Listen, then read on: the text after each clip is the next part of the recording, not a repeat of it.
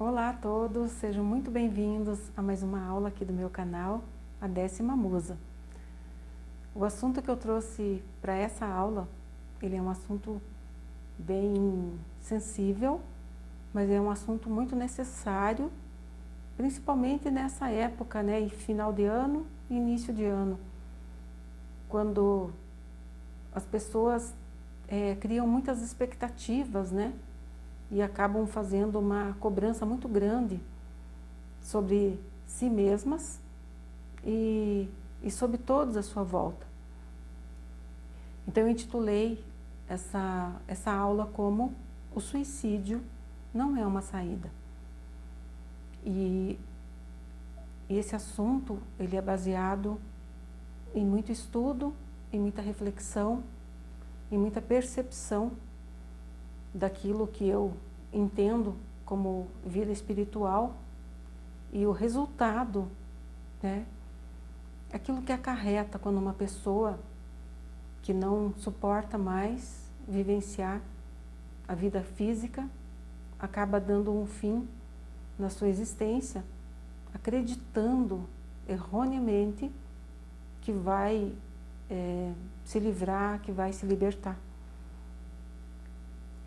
Então, eu estou partindo aqui do pressuposto dos meus estudos sobre o Espiritismo, aquilo que o Espiritismo, a princípio, fala, mas depois muitos outros estudos, né, se acrescentaram. Eu sou psicóloga analítica e sou estudante da Revelação Cósmica de Jean Vallelon. Então, se hoje eu consigo me posicionar de uma forma segura acerca do que eu estou falando aqui, é porque é baseado realmente em muitos estudos. Então, assim, quando uma pessoa não está se sentindo bem, e nós temos percebido isso, um aumento muito grande de pessoas com esse propósito, com propósito suicida. Então, é um assunto sensível, mas, como eu já disse, é necessário ser falado. Quando uma pessoa tem uma ideação suicida, normalmente ela já vem de muito tempo carregando aquele peso da existência. A existência se torna um peso. E eu falo isso por experiência própria. Eu perdi um irmão de uma maneira muito trágica e por muitas vezes, na minha própria jornada existencial, eu tive vontade também de ir embora daqui. Na verdade, era mais uma vontade de ir embora, né, do que qualquer outra coisa. E é dessa forma que muitas pessoas acabam criando a ideação suicida nas suas mentes, porque elas estão cansadas do fardo da vida que elas levam e muitas acabam se envolvendo com vícios. Elas buscam válvulas de escape, né?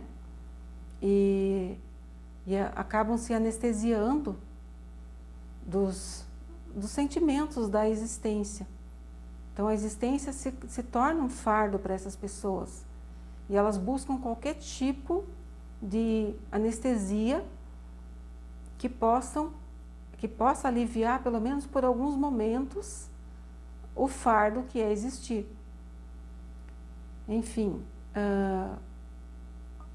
umas outras pessoas que não se envolvem com vícios, acabam de repente até tomando essa atitude mais rápido, porque não tem essa anestesia que eu acabei de mencionar.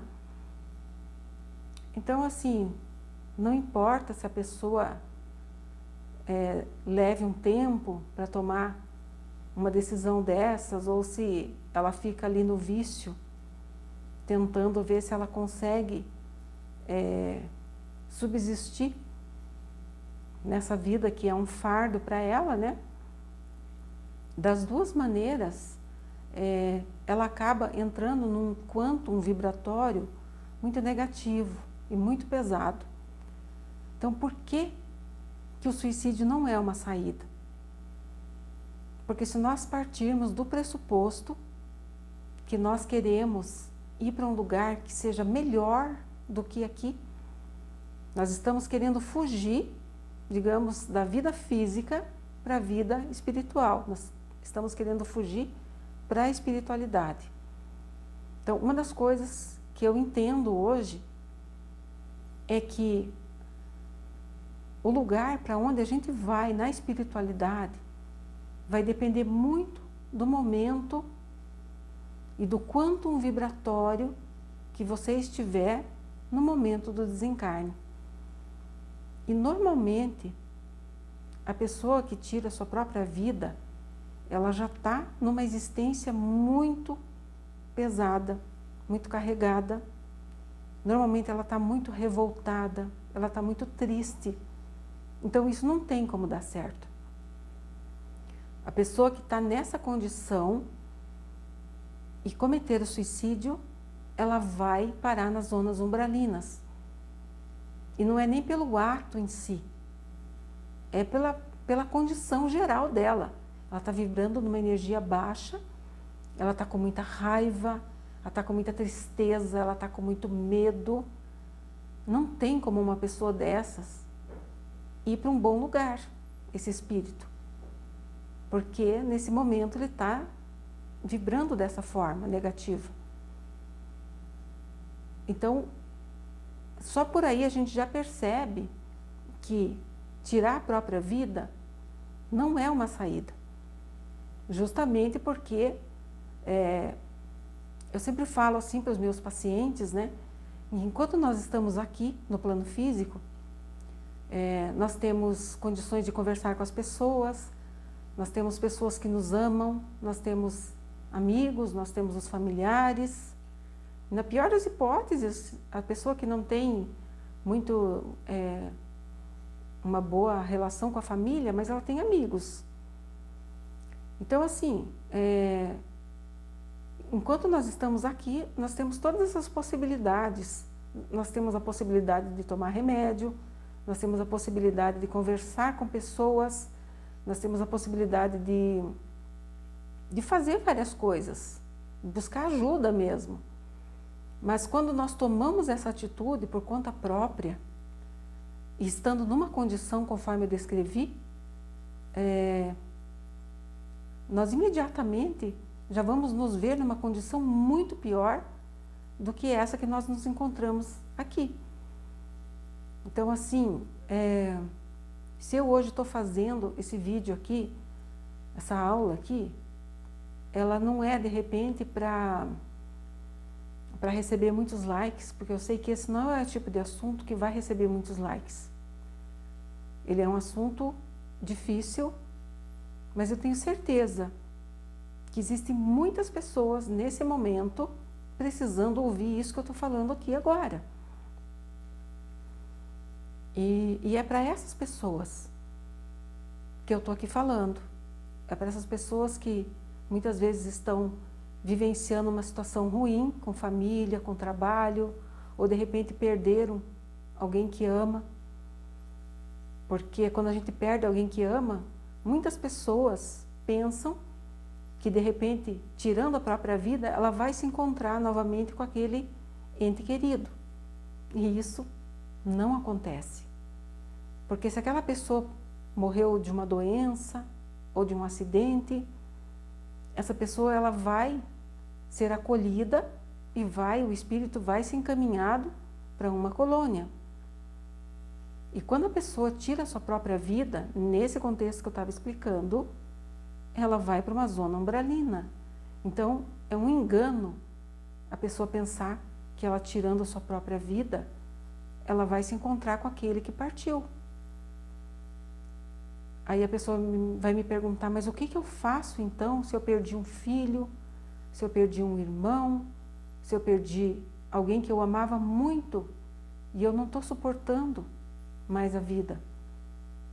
Então, eu diria assim, viva o seu luto, mas busque dar um novo significado à sua vida. Porque não tem como fugir do luto.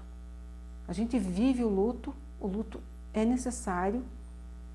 E depois tentar dar um novo significado em nome daquela pessoa que partiu. Pensar justamente naquela pessoa e fazer o melhor que a gente puder em nome daquela pessoa.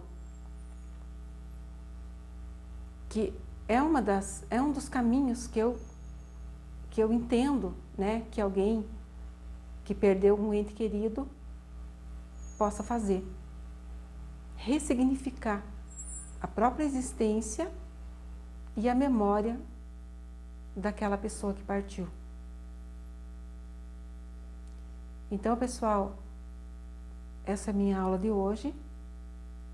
É uma aula densa e eu gostaria de pedir que vocês deixassem os seus comentários, deixassem aquilo que vocês pensam sobre esse assunto e, se necessário, eu farei mais aulas falando sobre esse assunto para que a gente possa cada vez mais poder criar canais de ajuda, né, mas daquilo que realmente possa ser eficaz para quem está passando por um momento de dificuldade. Tá certo? Então, eu agradeço muito a sua presença e até a próxima aula. Abraços.